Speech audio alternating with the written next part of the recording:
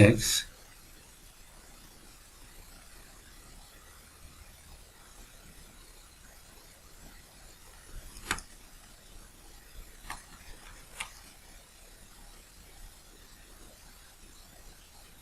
cosinus x dx debitor should be the by-part integration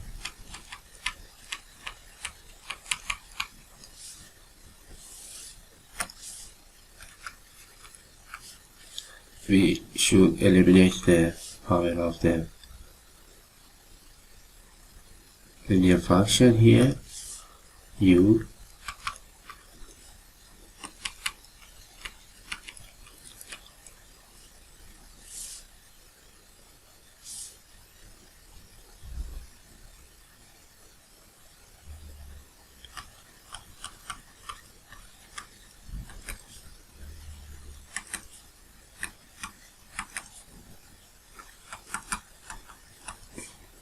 our integration becomes u v dau.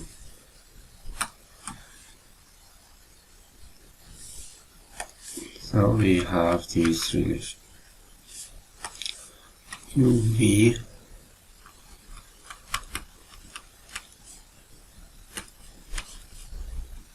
dau sinus x dx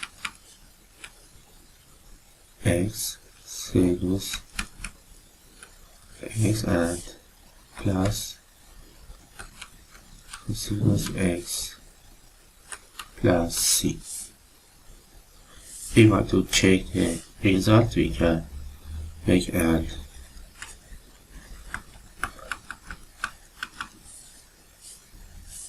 first, second,